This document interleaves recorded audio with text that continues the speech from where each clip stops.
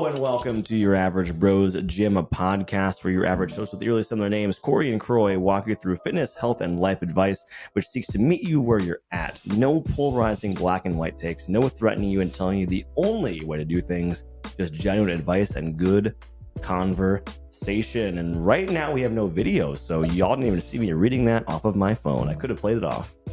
But you know what? I decided, hey, you know what? Let's be real with people. Yeah, appreciate your honesty. Kory, what's up, dude? It's been a while since we've recorded. It has. It's been a long time. And officially now in the new space, too, which I got to admit, I do like the vibe.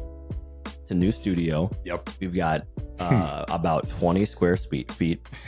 So, no, it's nice. It's nice. And cozy. Yes, it is cozy. Murph is right by your chair wheel, so be careful moving that at all. So we've got Meg and I recorded an episode in here actually on Thursday night before you and I were able to meet, and so that will be releasing after this one. But it's been a while. It's been several weeks. We had you and Michaela fill in, do an episode. That was our latest one, so thank you for that.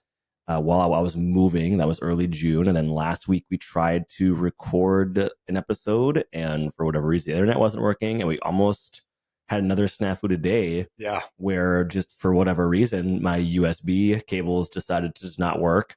So the camera is off today because we have like another, we only had 2 working USB-C cables and now we only have 1. So, and the other ones are coming in the mail, but it's always something, isn't it? Yeah. Like those little things that just like drive you to the edge. You're like, oh my gosh, again, another thing. Well, it was like, I was frustrated. I was about to, you're about to lose it. I'm about to flip my shit because, to be fair, is kind of, in my opinion, one aspect of fixing things is when you do just kind of lose your shit, like you're putting together an IKEA desk and then you're just like, where the fuck is the fucking, oh, there it is. Yeah. You know? And we put together a lot of stuff, but it was like, well, it was like, so last week the internet wasn't working. And so I had to go in and again, it's like whenever something's not working, you know, you become like an expert overnight because you look at every single possible reason for why it's not working. For me, it was like, you know, oh, because the network was remembering networks from the past. It was like my router was thinking of its old exes. And I'm like, no, I want you to focus on the new partner in this space router. And so I had to undo everything that had been done before, reset the router and like delete the other networks and whatever. So it's just a whole process. And then it worked for me and Meg on Thursday night. And so I was like, is this about to fuck up again when Kory's here? Like every time Kory comes over on a Sunday, it's just like, you know what? We're not going to. Bad juju. Yeah, we're not going to fix it. So we are recording this on a Sunday. It is actually Father's Day today. Yes. So I thought it'd be a fun idea to open the episode, Kory, talking about just make a memory of your dad, like a funny memory or a fun memory of your father. Of course, keep it PG. As far no, like just a fun memory of your dad that you enjoy, maybe like not even just a Father's Day, but just something that kind of sticks in your brain a little bit. Ooh, about pops. So many immediately, just as I hope for all of you listening that have a good quality relationship with your pops. I hope if and when you get asked that question, I hope there's a lot of memories that flood your mind right away too, because there was many that just ran by on a highlight reel. But I would say one in particular would be, and I can't remember if I shared this or not actually on one of the previous episodes, but if I did, it's a good fucking story nonetheless. Was when my dad finally took the belt from me in our ping pong matchups. Oh, right. Yeah. Well, I remember you told the story of his pool domination of you. Yeah. No. That wasn't his domination. That was just someone else. Anyways, but yeah, ping pong belt. So he took that from you. How old were you when that happened? Oh, this was just like a couple of years back, but it was just one of my fondest memories of just a thing that he and I share. That's just our own thing. Everyone has different dynamics of the relationship, like with their parents. Like my brother and my dad, they get really along well on things like motorcycles and fixing their truck, but like that's an aspect of their relationship that he and I will just never really resonate on the same wavelength with. And then so when he and I have this thing in ping pong together that he doesn't have that same type of relationship with my mom or with my brother at, it was cool to be able to go years into our kind of competitive fun ping pong challenges that we'd always do when we're back. And I held the belt for like 8-9 years. And by held the belt, I mean like he did not beat me once in 8 to 9 some odd plus years. And then that one day that he finally snaked me on, that was so cool to see his just like eyes light up, just got so fucking pumped that he beat me. That's definitely one. Just chilling on in an afternoon, just doing shit like that, I think are some of my favorite memories, but that's definitely one that comes to mind immediately. Did you guys actually create a like ping pong trophy or belt to because if you haven't yet, you probably should do that. I've thought about it maybe Yeah. as like a to be honest, as like a gift one year. I think for maybe even this Christmas, right, is getting some WWE belt at like Target and then doctoring it up a little bit with something ping pong esque that we can then actually have a physical belt. I think Mike might be back actually. To go and share. Murphy. 1 second. I love that idea though. Oh yeah. So Mama Bear just got home from a 6-mile run. Nicely done, by the way. You gotta see Mama Bear. It's always the best part too. Like when you get back from like a nice long run, and then if you have a dog, just want to come and give you some loving and lick off all the sweat. He was doing that. But yeah, exactly. 6 miles though, that's pretty impressive. Yeah, running 9:45, and she's doing it at a race pace. So okay, so Kory, that memory of your father, love it, and in general, it's really cool to see. Yeah, Meg just got back, so we got Murph out in the hallway, and she just finished a nice little 6 mile at race pace. She's training for a half marathon coming up pretty soon. So legit. Yeah, but it's awesome, man. Yeah, I used to table tennis back in the day. I used to play ping pong back in I think we mentioned that before because we were talking about how we talked about before how like we're gonna play each other. Oh yeah, and you were talking trash. Yeah, and I was talking trash too. That's why I was talking a lot of shit. There's actually a table downstairs in this new place. I did see that. I was gonna bring that up to you. Yeah. Meg and I just picked up some. We were in Dick's Sporting Goods the other day, and we were looking around at stuff. And I always when she goes shopping, it's kind of like it has a thing that she's shopping for, and she goes for it, right? Yep.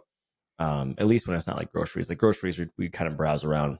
But when I was, we were there yesterday, and I just like to look at all this stuff because I haven't been like in Dick's Sporting Goods in like 10 years. I actually enjoy going through the aisles and just seeing what shit that they have. Yeah, it's fun.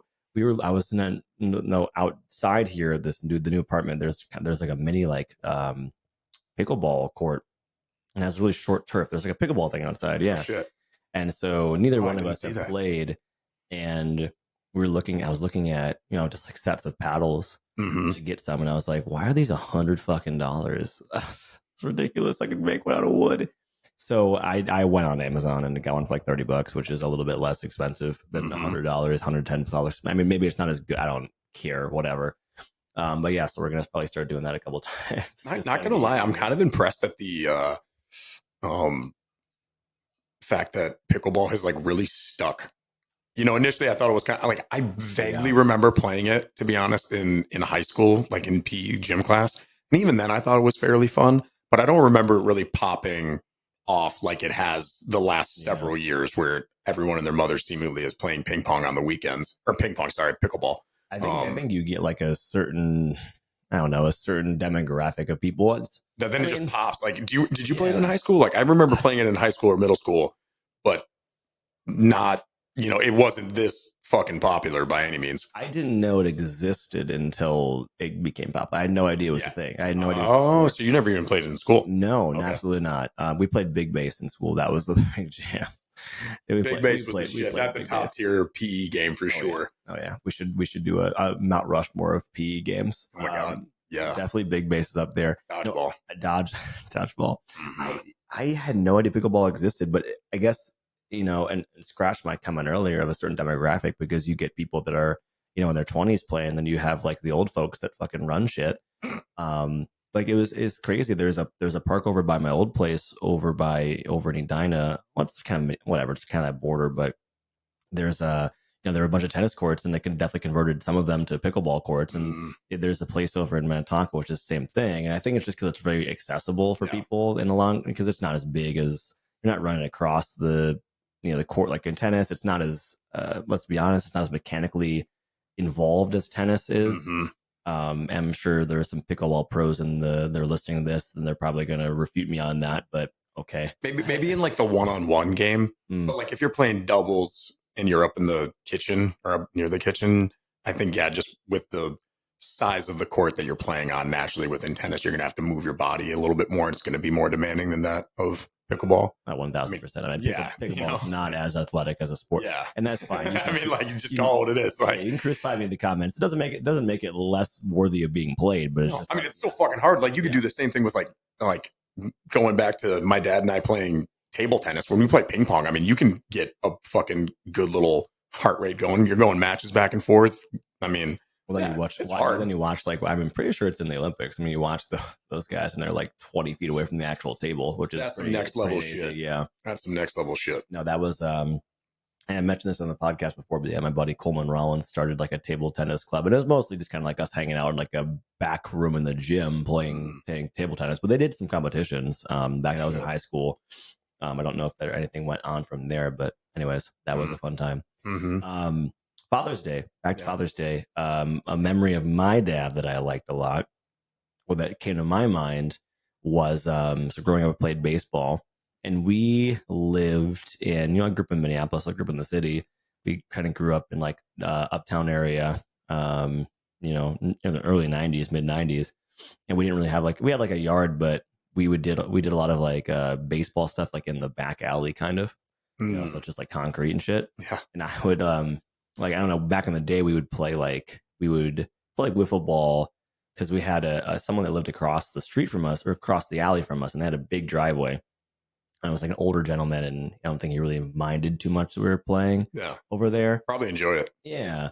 And then I think we're right around 8, 9. I think someone else moved in and they were a dick about it, which is it's fair, it's their property, I get it, but it is kind of cool when you get the neighbor though that's like down for it. It's like, hey, if you hit it into the neighbor's yard, like that's a home run, and they're like cool with it, Yeah, it was like he would like watch us, it would like hang out and like chat with us. It was really fun. So but yeah, so those memories were fun. And then I would always try to pitch. Like I really wanted to pitch growing up, because I knew I had a really strong arm.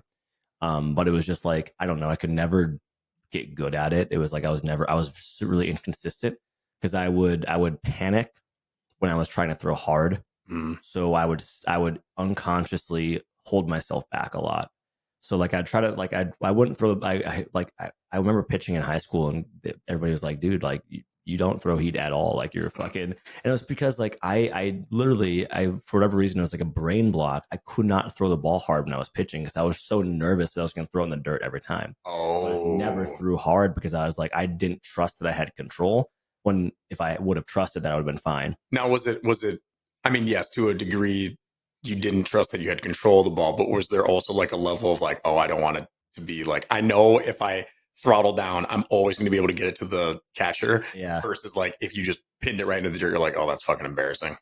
Yeah. I don't want to look. I don't want to look bad, because I pitched only for the 1 year that I did way back. I think that would have been like middle school, maybe. My family talked me into it, but I pitched just for 1 year.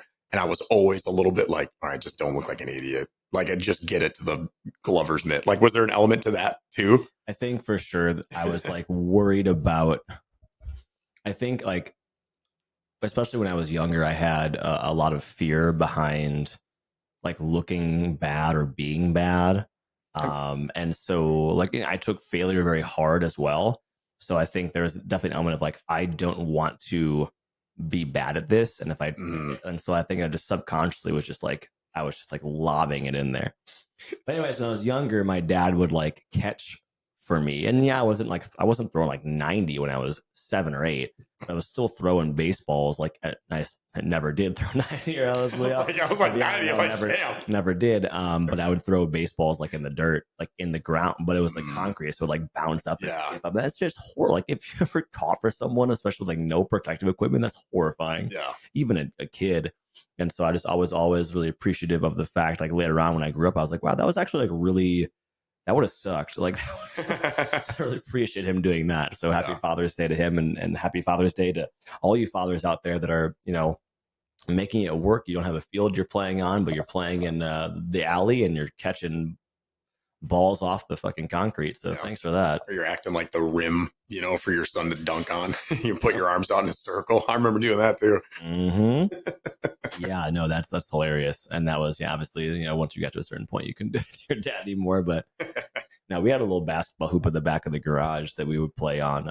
It was funny because it was the garage had a slight ramp to it, so it was like every time you were doing a layup, you were just like running up a small little ramp Oh to yeah. the hoop. That was a fun time. Always the best. All those little games. I remember for baseball wise, my mom and my brother and I, we were all throwing the ball over the house.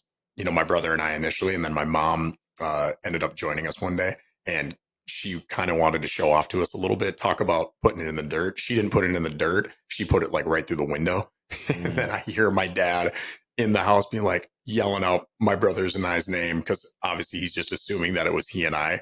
And immediately my brother and I shout right back and I'm like, it was mom. It was mom. I mean, just shattered the fucking Did she glass. play it off? No, No. no. Okay. Yeah, She she's took responsibility. She's very, very good at a lot of things. I would say the, you know, hand-eye coordination or like the throwing side of sport, not really her strong suit. Yeah, she was a swimmer. Yeah, she was. Yeah. So that was another little fun memory. I'm not allowed to throw Murph's toys in the house with my left hand. And this is not something that Meg did, but this is something they're like asked of me. This is something that I asked of myself because I would throw with my left hand and I would just like hit random shit, like knock over things on the table. Like I hit her one time with my left hand. I was like, I'm so sorry. Okay, with the projectile. And I was like, okay, I'm going to stop throwing stuff with my left. Like how you can be so coordinated during certain tasks or activities with, again, your dominant hand and then your non-dominant hand. It's kind of like staggering, or you switch hit or something like that at the plate. Like I hated being embarrassed. I think that's probably why I didn't get into baseball, to be honest. Because if I missed the ball, I would just be like, this sucks. Yeah. It just looked bad. Man, you know? It's definitely like sports have that potential to really humble you and embarrass you, which is good. And yeah, it's good. And if you handle it the right way, yeah. The right coaches, because I was the same way, man. It's like striking out in baseball. It's like, oh fuck, that's a shitty feeling. Yeah, that's and you have to walk back to your dugout whenever all your buddies right there, like, or you're in school. And I remember walking back because you wanted to impress the girls, and you're like, dang it, okay, like. Hunter just went up before me and he cracked one over the fucking wall. And now I'm going up there and just 3 swings and I'm done. And have to like walk back. I'm like, man. Reminds me of a funny story when we were playing, I think, a Legion baseball. So this is a high school aged like summer baseball league, usually for high schools around the area. And I remember we were playing Richfield one time, and a buddy of mine, Travis, gets up to bat, and he just, I think it was Travis, and just cranks a home run off this dude. This dude is throwing pretty hard. This pitcher is probably throwing like mid 80s, something like that. And just kind of cranks a home run. And you could tell his pitcher was fucking pissed. He was mad. And so our teammate, our buddy Will, goes up next, and just, this dude must have been throwing 90. He was just like, he was so mad. He just speed, just elevated. And then Will just like 3 straight swings and just can't hit this dude at all. And he's like, God damn. I was like, I did not feel like, then that's, I was like, I feel bad for anybody trying to follow that up. I was like, this dude is pissed. So that was always funny. It's good to have those, get humbled, not only like in sport, or like get humbled by your folks or by your dad. Like not loved. Anytime my dad would beat me in pool, it was always, I was like, dang, he just made that look so clean, just a clean run all the way around the table, which is so hard to do. But it almost made me aspire to be like, dang it, I kind of want to be like my dad. I want to be as good as him. Or same thing if I saw my mom, like, dominate in some sport, like they would never really let you win. At least my folks didn't. And then they always made it fun and engaging. But yeah, right towards the end, you'd always want to try to be able to get back at them. Yeah. What is, if we're talking about being humbled by sports or athletic endeavors in general, what is something maybe the last like several years that maybe a moment that stuck to you when you were humbled, or when you maybe perceived yourself to be doing better than you were, or thought you were going to perform better than you did, and then kind of how did you respond to that? I would say probably running in a lot of ways. Naturally, you get out for some of the, even the one I did yesterday, I wanted to go for at least 8 to 10 miles, and then you're 3 miles in and your legs are just absolutely like burning. You think to what is going to be coming up in October with like 50K, like, so like 31 miles. I'm like, I've only touched half of that right now. You want to know how much of that I've touched? How much? Just keep going on, buddy. Keep um, continue. I mean, but I feel like I get humbled like every day. I think that's the whole point behind training. A lot of the time is there's some days you go in and you look at your program or what you need to do. You hit reps, distances, mileage, whatever it is that you're working towards. Some of the days you go in and you're firing on all cylinders, and it's like I like to think of rule of the thirds. Like a third of the time I'm going to go in and I'm going to smash it, and I feel great and body feels good. Third of the time will just be kind of, and then a third of the time will be like, damn, that really sucked, and you did get really humbled. But I think just the more that you get comfortable with it, you kind of build that mentality and that resiliency and that discipline to kind of keep coming on back. And you almost oddly enough like look forward to that point where you're like, damn, this is hard. It's like, well, it's also meant to be, Yeah. So I think it just kind of, at least for myself, throughout years of sport and through training, the more that you stick with it, you do develop that kind of callousness in a way. Like, it's going to suck. It's not necessarily going to be easy on a lot of the days, but you still show up nonetheless, and then you still put in the miles. You moderate your intensity or whatever else. Like, Megan just went and ran 6 miles. It's hot as shit out. Maybe not at a pace that she would have wanted to run. I mean, I have no idea. Just using this as an Well, example. she ran at her race pace, but Okay, I yeah, think definitely the beginning of the morning, I think she was kind of like, yeah. she said the same thing. It was like, she didn't want to do it today, but she did it because she's training for something and staying committed. Mm-hmm. And and she also, like, I don't know, she has that mindset that's built up over a long period of time. Like, it doesn't just happen overnight. Like, you don't Mm-hmm. just all of a sudden become that person who's like, yeah, I can train through anything no matter what. Like, all of a sudden become that person who is incredibly disciplined. I mean, discipline, like anything else, is a skill. Like, you're gonna slip up and you're gonna fall, and Mm-hmm. you're gonna say, oh, I should work out today, and then you don't, or something like that. Like, that is a skill that you learn, and the skill that you practice. um and so it's like, I think people quit too early with that kind of stuff. It takes time. But yeah, no, she did really well on that today. So Mm-hmm. there we go. Yeah. um but no, I'd say something for me that was humbling me. So I have a funny one, and then I'm trying to think of a serious one too. The funny one, being humbled in terms of like sport, was like, so we've had a full on episode about my baseball career, and how it didn't really pan out the way I wanted it to, and how a lot of the decisions I made were really short sighted, and something that happens when you're a young individual. But so a funny one was when, so baseball career, anyways. Yeah, so I was pretty good at baseball. I got really not great at it later on when I had graduated and I tried to like play town ball. But I think a lot of that was the fact that my eyes were actually getting a lot worse, and I just didn't notice it. Dude. And so I was like, why am I really not good at this sport anymore? And it was like more, and I didn't even learn till years later. It was like, well, you can't see that whiteboard, Croy. Like, why are you Mm. blind? I was like, oh, okay, maybe my eyesight is trash. I mean, that's why when I tried to play baseball last year, I was really bad at it.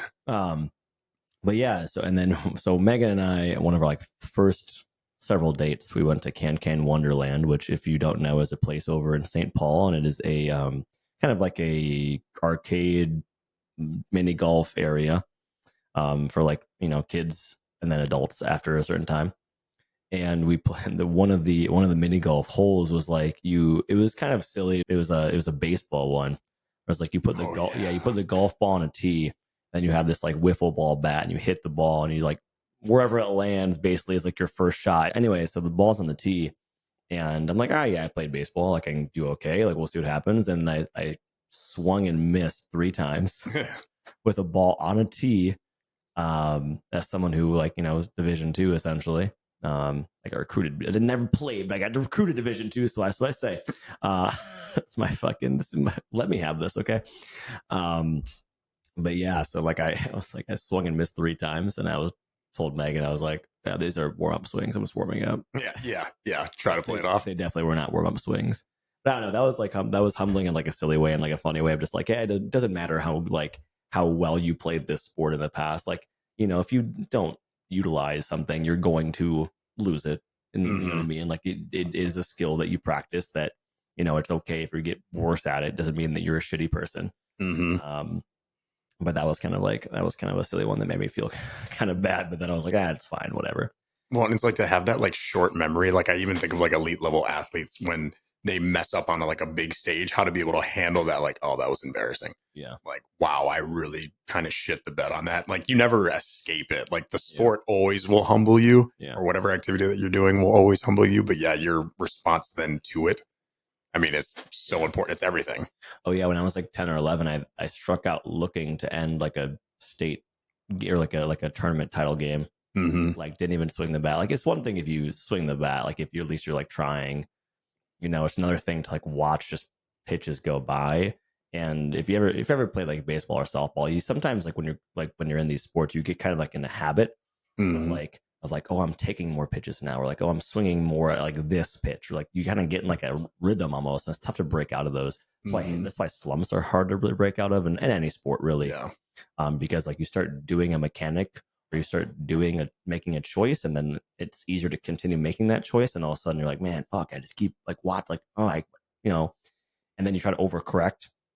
But yeah, I mean, like it cried like cried like a baby after that and fucking end of tournament, just striking out looking. That's a humbling experience as well. That was when I was a little bit younger. Mm-hmm. And like rugby matches, I played in rugby matches where I've like missed tackles completely. Like I was, one on one with someone, and just like that's my person, and like I'm responsible for that person. And if you don't know rugby, it is essentially like you have 15 positions, and in 15s at least, and you have 15 positions, and so depending on the defense, depending on the offensive look, like you're responsible for like a gap, or like you're responsible for like a person. Kind of, and football is very similar, right? Yeah. And just to then like completely miss that person and miss it in like a way that it's like that was a bad play. Oh yeah, You know the what I one that mean? your teammates are gonna rib you on a little bit Yeah, later. Like, dude, 100%. it got made you look silly. Yeah, 100%. And Yeah. like, it was bad. This particular thing I'm thinking of is like, there was a guy who was basically called off the street to play for this other team. Like he had played rugby before, but he Mm-hmm. was like, he's a football player. Like it was just like Yep. they had needed more players for this game, and so joined. And then I let him blow right past me. And my buddy Dom, who I was playing, rugby with at the time, was just like, dude, that was your guy. I was like, I know, fuck. Mm-hmm. And so I just remember that was a really big moment for me. It was like, I think that's like, that's definitely a way that we deal with or process failure or being humbled, is like, well, does that moment stick with you like in a good way? And can you then make better decisions from that? Or does that moment stick with you in like a bad way, and then it leads to overcorrection, or it leads to like shame? And Mm. so it's like, that's interesting little. Well, and I just think of, I used to be like a really poor loser, and Yeah. especially if I got embarrassed. No, we've talked about that before. Oh yeah, bad, bad. I mean, and just again, how much that has transitioned now. Like if I get shown up out on the court or in the weight room or in a workout, like I've handled so many of those losses and disappointments and frustrations that now I can look at it as a, like, hey, sometimes you just have an off day. Sometimes your body's not feeling great. Sometimes, you went out into the court, you just, again, you had an off day. Mm-hmm. And just being able to view that for what it is, like in isolation, and not let that stick with you into the next game or the next practice or the next training session. And that you can use it as an opportunity like for growth and personal development, as opposed to you let that humble you, you get annoyed, embarrassed, or, let alone, I don't know, being unsportsmanlike to those around you, both in terms of other competitors or even fellow like training partners too. Like, yeah, the sport or whatever activity that you're doing, how much, yeah, it can humble you and how much you can grow from it if you allow it to, Yeah. you know. And that's also then accepting that like you are not perfect. I Perfect, think yeah. something So that, hard to do. yeah, It's honestly so hard because you want to be so good at it, especially for those who are very competitive with something that you enjoy, yeah. you know. And there's always, the thing is too, is I think that there's the phrase, it's like no matter how good you are, something, there's always be someone better than you. Mm-hmm. And I think, I think that's a good lesson to teach. Like sometimes it's just objectively false, because like, Sometimes you are the yeah, top dog. sometimes if you win a match, like if you're part of the Kansas City Chiefs and you just won the Super Bowl, it's hard to argue that like you're not the best team Yeah. in the league. But that's the beauty about the seasonal sports, is that well, you aren't when the next season starts, because you have to defend that again. Yeah. And same thing for like if you win, like tennis. We were talking about tennis earlier. If you win the French Open, well, there's three other majors. right? Golf, if you win, the PGA championship, well, you're the best at that championship, but there's still more to go. And also there's so many other factors involved. So you can Mm-hmm. never you never truly be the best. You can be the best at a specific time. At that, yeah, on that day, Mm-hmm. on that week, whatever it was. And that's like high level athletes. I mean, if we're talking about like, just the average Joe, the average bro, if you will, the average Joe or Jane or bro or whatever, um, yeah, you're not going to be the best, and that's okay, because you can definitely be the best that you can be. You know what I mean? I think for me, dealing with my knee injury and my like ankle injury over time kind of helped Mm-hmm. me kind of settle into, like, because I was competitive weightlifting and I was trying to get better. I was like, okay, well, I was working towards, being on the national circuit, and no, I'm not going to go to the Olympics, but I was like, well, if I can go to like a national meet, that'd be awesome. You know what I mean? Mm-hmm. I think that was a goal for me for a while, and then I had my knee injury and other things happened where I just had to step away from the gym for a while, and I changed jobs, changed careers a little bit. And then before you know it, it's been 7 years since then, and I've gotten better in my knee, and my body is better. But I'm not going to go back into competitive weightlifting anymore. You know what I mean? Just because there's a lot of other things behind it, as far as like time commitments, things like that too. How do you handle that when you recognize that you're, I don't want to say past, Mm. but I mean, eventually there will get to a point where you're past your prime. Are you saying I'm for sure past my prime? Well, I mean, not necessarily, right? Like you're in your Not in just life, very early but 30s. Like yeah. I'm going to be turning 31 here this year, but having for the first time a recognition and a wherewithal of like, oh, your window right now for maxing out your body's physiological max, I mean, is right now, like, and coming to terms with like, oh yeah, like the knees, the joints, the hips, the Mm. whatever eventually is going to start to erode, and your physical ability and prowess in sport and all the activities that you love. Like that's like we're, we're getting close to that. Like it's just an interesting thought that's been more on top of mind as I get into my training. And Yeah. like, is that something that, you've thought of? I think for me, And like, how do you handle that too? yeah, no, that's a good question. So there's a lot of people so like, let's say we're looking at like a physical window. I mean, like most people's physical window is probably earlier than I think it is, as far as their ability to achieve physical like not perfection, God, peak of their abilities. Because obviously Yeah. genetics will play a massive role in what you're able to do. The thing is like how many people actually hit an athletic peak in that time frame and like know it's their athletic peak. Like I know, like, oh yeah, like, oh, this is the most I can do. I think the number to that is probably way smaller than we think, and it could be probably individual athletes that we're looking at, and at the highest level. The average person will never know due to other factors. And I think like you can let that weigh on you, but also have to look at kind of like how you also define your own self worth, and your own value, and also your own your own like physical fitness. Mm-hmm. Because if I assign my self worth to being an elite weightlifter, then yes, I would be crushed by that. But that wasn't who I am. That was something that I really enjoyed doing, and I wanted to continue to get better. And life and my body had other plans, and that's okay. Like I think it's the same thing where it's like you have someone who maybe is in the prime of their career, and this was something that I was never on the cusp of. But like how many people play Division 1 sports and get injured? How many people are at a high level of another sport that doesn't have that collegiate aspect to it, like the avenue, golf, baseball. I mean, you even look at like Tiger Woods as someone who was an elite level athlete for golf and winning majors left and right, and obviously he had a lot of personal things going on as well, but his body kind of broke down over time. And I think you have to look at other ways that you belong in the world than your sport performance or your physical performance. Oh yeah. Because I think if you hang on to that, it's tough. Now, to your point, I think for you, especially, who's someone who's very, very competitive, and you love kind of pushing the boundary on that, there will be a time that you'll have to face that, and you'll have to look at, okay, like maybe I can't do this as hard as I can, but there are other things that I can do. For a while when I was dealing with my back injury, in my knee, I was like, I got really into swimming. Not that I was good at it, but I got into it. And like now I do what I can, and I look for other ways that I can improve my health. And like, yeah, I'm not squatting, over 300 pounds anymore, which isn't, if you're looking at like my size, it's not that much, I guess, in terms of the grand scheme of things, for people. But like, yeah, could I throw up 250 on my clean and jerk right now? Like, no, but I can still, hit a certain number. I can still Mm-hmm. feel like powerful in certain ways. I squatted 185 the other day for like 6, 7 reps, and that was the most I'd squatted for a while. So I was like, Oh, that's baby. cool. Yeah. So stuff like that, and just look for other areas that I can embrace my fitness. And like Mm-hmm. I've really gotten into hiking in the last several years.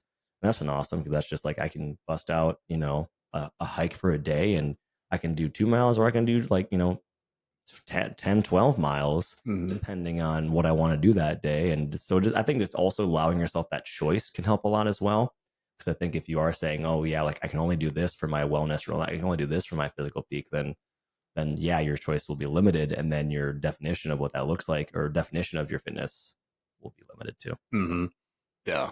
I got to thinking about that the other day when we got a group together for one of the training runs, on the 50K, and it's like we're starting getting down to the point now where if people haven't started training, they're starting to look at what is coming like, oh man, all right, and starting to get like a little bit nervous. And especially for, it's one thing for me to say that, like being 30, I would say like right now on the peak of my, physical prowess, but um for where they're going to be venturing out to come October out on the Superior Hiking Trail for 31 odd some odd miles.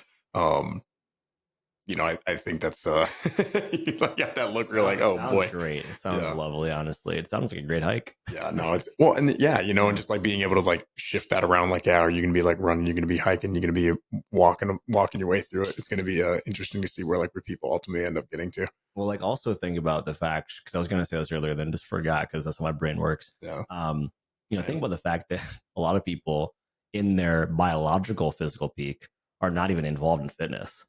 Someone might be in someone might be in their mid 20s, and they haven't, they've never had a fitness, class before. Like no one ever showed them how to do X, Y, Z. Mm-hmm. So they could get in the best shape of their lives when they're 40 Right or now, 50. yeah. Yeah, I mean, they could be the best shape of their lives whenever, because when they were at their physical peak, quote unquote, biologically, they were Yeah. nowhere close to their actual. Hmm. Um, so looking at that, it's like it gives people a lot of like hope and just awareness of like, hey, it doesn't matter if you weren't active in your 20s, like you can be active in your 30s and your 40s, and that'll look different. You know what I mean? But that's okay, because you're still going to be a way healthier version of yourself than you were maybe when you were 22 and like drinking heavily and partying and Yeah. like snorting coke and like eating Cheetos. Not that Cheetos are bad. Coke is bad.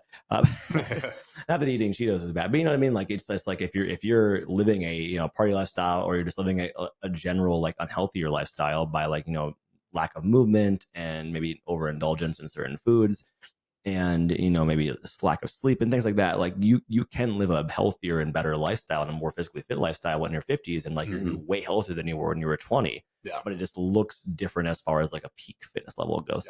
But And that's the interesting part of it, is like there's two sides to that. You could have the one individual who's coming to terms, who has always prioritized like their health and fitness, and then just like simply recognizes at some point, all right, I'm not going to be able to hold the same paces as I did when I was in my 20s or 30s. I'm not going to be able to push the same amount of weight, but they were always diligent about wanting to pursue health and fitness. And then you have the flip side of that coin, like we just talked about, where they didn't prioritize anything for their health and fitness up until then, the time that they turned 47 or 50. Or I just started working with a client who's in her 70s and just now is getting into the gym for the very first time.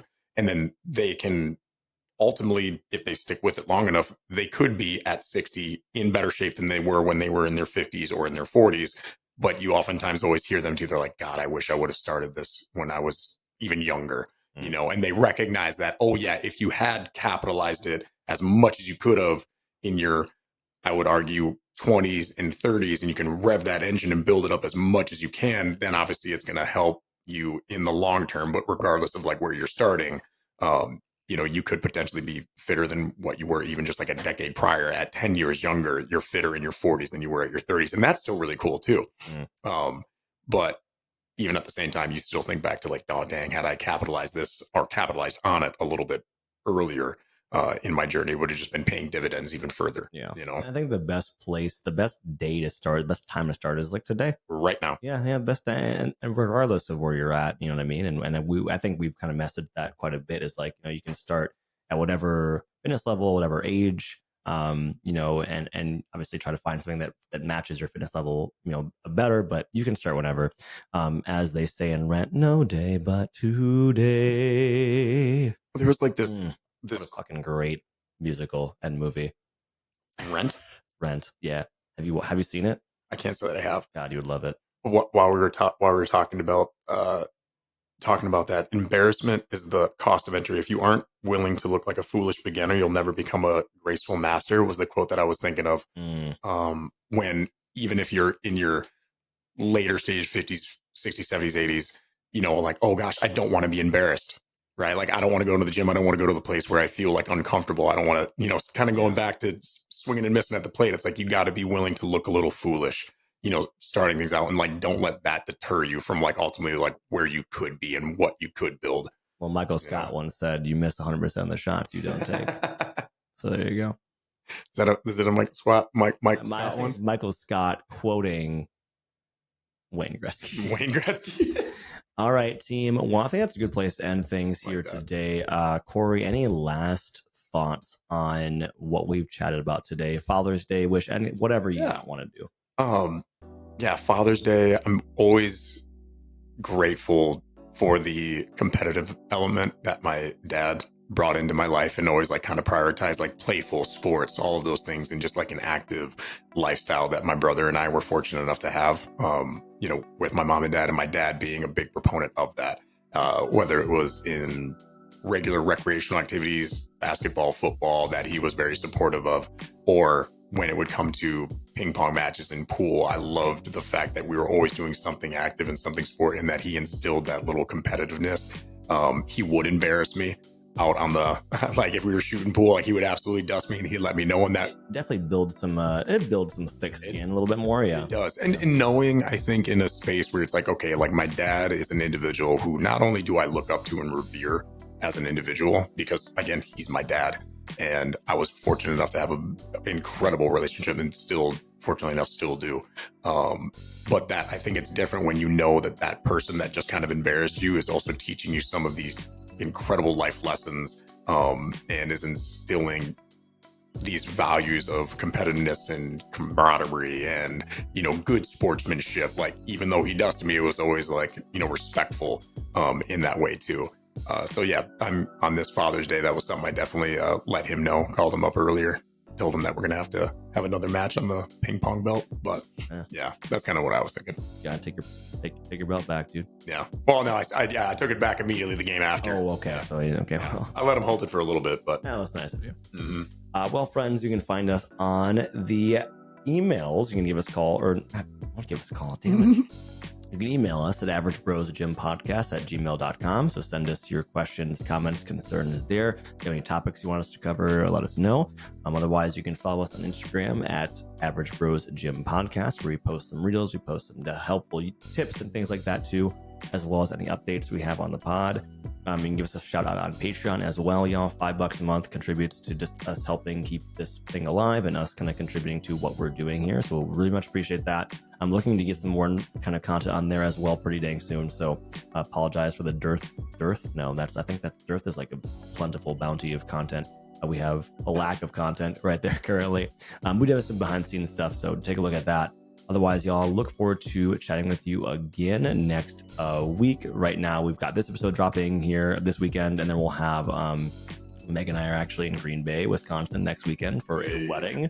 So we're probably going to have our episode drop that weekend, and then Kory and I'll be back here pretty soon, probably the last week of June, getting some content out for you guys. So anyways, friends, have a great rest of your Sunday or Monday or Tuesday or Wednesday, or Thursday, Friday, Saturday, whenever you're listening to this podcast. Hope you have a great rest of your day, friends. And give us a shout if you need anything. I don't know how to end these things. I'm just going to talk. I thought that was great. Thanks, dude. I did. Who do you think you are, barging in on me and my guitar? Anyways, go watch Rent. Bye, guys. See, that was perfect.